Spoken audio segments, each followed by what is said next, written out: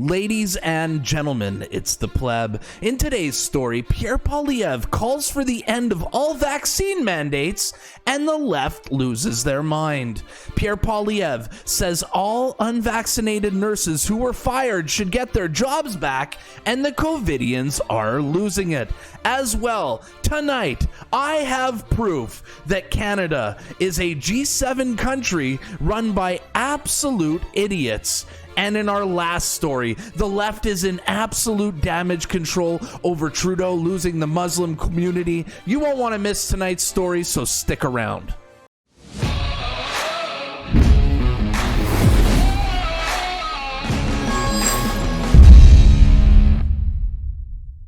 Before we start tonight's story, my friends, could I remind you how much it triggers the left to see my channel grow? Could I simply just ask you to subscribe to my videos? Nothing makes the left saltier than seeing the plebs succeed. So if you want to own the libs, let's do it together. Subscribe to my channel and let's start the story. Tonight's story is about Pierre Poilievre yet again. As we know, in Canada, we have a huge healthcare crisis here where we don't have enough nurses and doctors. So Pierre Poilievre came out with a tweet here saying, the fastest way to get more of the doctors and nurses we need, end all the discriminatory vaccine mandates blocking them from doing their jobs so they could work again. Well, as expected, this tweet made the left absolutely melt down. Some liberal ex-MP, I believe, by the name of Dr. Doug, came out and quote tweeted Pierre Poilievre saying, first, healthcare workers suspended due to refusing vaccination is only about 3% of the workforce. Secondly, any healthcare worker who has so little regard for the safety of their patients that they refuse to get vaccinated has no business working in healthcare.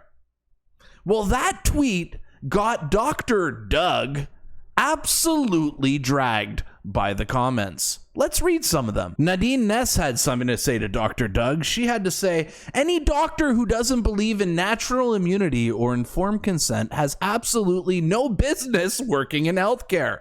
I'll take an unvaccinated doctor over you any day. Patriot Smoothie said, COVID injection doesn't stop or slow transmission. They have negligible effect on outcome. You're a liar. Or how about Ann Roll, who said, the worst pandemic in 100 years. Let's fire healthcare workers. Liberal logic. I will take critical thinkers over politicians, paid advocates. Mandates / force on bodily autonomy necessitated international laws that were violated. P.S. I was boosted. Or Mary Oakes, who came out and said it makes no difference to an industry that's already short-staffed. Okay, clown. Or Edmonton Man saying, typical medical field wordplay says 3% instead of 50,000. Wow. Got him there. That's 50,000 nurses who got fired due to a medical decision. That's crazy. You do the same thing when you ask for raises every year too. It's despicable. Or Scott saying, what a load of crap. In a system that's as short-staffed as ours, any percentage is too much. Secondly, it never stopped transmission. Hell, it never even stopped people from getting sick. The whole thing was one giant fraud. It's hard to believe. In light of the evidence that people are still pushing this garbage. Or Yvonne, who said, anyone that has you for a doctor is in serious trouble. Well, Dr. Doug got absolutely triggered by these comments and these people's in his replies that he actually issued a statement after that ridiculous tweet.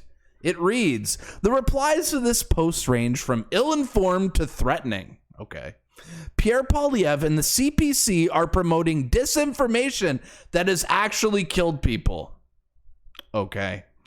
If elected to government, they will take Canada in a dangerous direction. As Canadians, we cannot let this happen. Dr. Doug believes that we should force things into people's body that don't stop transmission or stop you from getting sick. What absolute evil.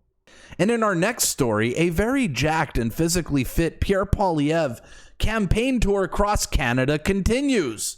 Last night, Pierre Poilievre, yes, Poilievre, was in British Columbia talking about gun rights and received quite a massive pop from the crowd.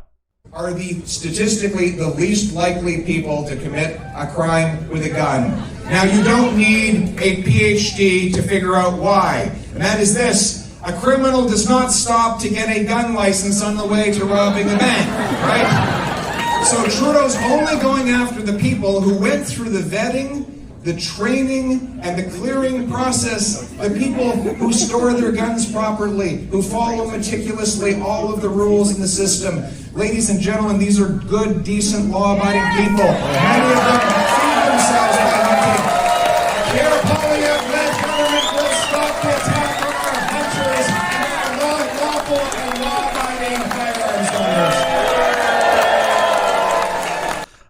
The old liberal logic. Let's take away guns from the good guys. That'll stop crime with the bad guys on the streets who buy their guns illegally.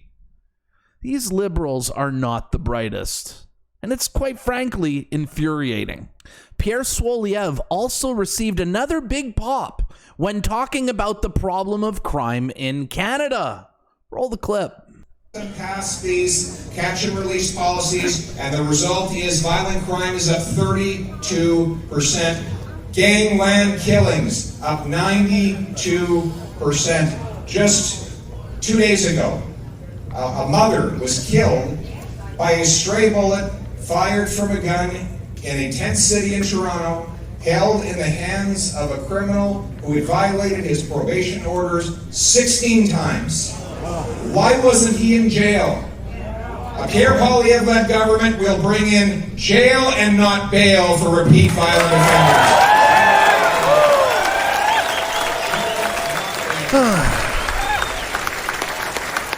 It's obvious that Canadians are absolutely fed up of our cities being destroyed.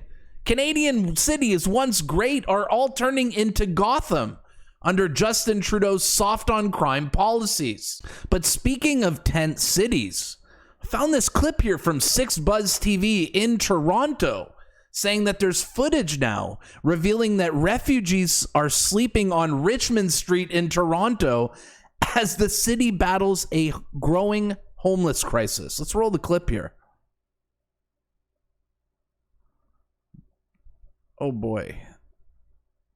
Imagine coming to another country with the dream of a new life, and you came to Canada and you absolutely got scammed. You really thought your life was going to be great, but you came to Canada, which is so bloody expensive that a quarter of Canadians are using food banks. These people got sold a lie, and I truly feel bad for them. In our next story, the liberal community is in absolute damage control when it comes to the Muslims. A story we've been covering on the channel. If you guys saw my video from 2 days ago where I showed you guys the clip of the Muslim leaders grilling Justin Trudeau for being too woke, well, the left Truanons are coming out with their own narrative on Twitter about how awesome Justin Trudeau handled the situation. Like this tweet here from DH, who embedded the original tweet and came up with a new headline, which is quite frankly hilarious. Let's read it together. I have never heard a more coherent, clear-eyed, unequivocal, honest, or compelling speech by PM Trudeau than this. This is what all of us should expect from every Canadian politician and public servant. It gets better and better the longer he speaks. Trudeau's boot. Num, num, num, num, num. Or how about this tweet here from Jeff Smith saying, "This is exactly what I want the leader of my country to sound like. Equality for all, minority and marginalized groups supporting each other, not turning against each other." Well, apparently, I guess the left loves watching Justin Trudeau talk down to Muslims, tell them why they're wrong. It's kind of disgusting, don't you think? Here is the real reason that the left is melting down over Justin Trudeau losing support in the Muslim community. Look at this screenshot from this CBC article. Look how the Muslims voted in the last federal election. 65% Liberal, 10% NDP, 2% conservative. Now do you understand why they're freaking out? That's a huge market share. We must accept our Muslim brothers and sisters with open arms. We need them. I truly believe that Justin Trudeau losing the Muslim community will be his downfall. Mark my words. Even the Toronto Sun is now covering the story, saying Trudeau's latest conspiracy says Muslim parents influenced by the far right. I, the Pleb, have been reporting on this Muslim problem for Justin Trudeau for over a month now. So just remember who brought you this story first, as this story is going to get more and more popular within the mainstream media. And before I get to our next story, I just want to point out that Pierre's latest video appears to be an homage to the Pleb. Because if you look at the title of his video here, it says, Grocer School's Liberal Reporter. Does that sound like a Pleb headline to you? Honestly, I'm absolutely flattered. Thank you, Pierre Poilievre. In our next story, do you feel like Canada is the richest country ran by absolute idiots? I have a clip we're going to react to and laugh together that I thought was absolutely great. It's a remix of Kevin O'Leary's statements, but remixed to perfection. Let's roll the clip. We are the richest country on earth run by idiots. Free land, a disaster. Unmitigated disaster. And it's saying that the economy is too resource-based. I'm just wondering how you would respond to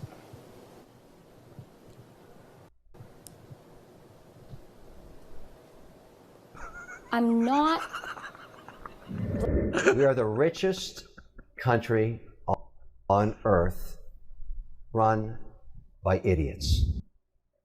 It's coming from the health sector. Christ. What was that? I just swallowed the beef. There you go. We are the richest country on earth run by idiots.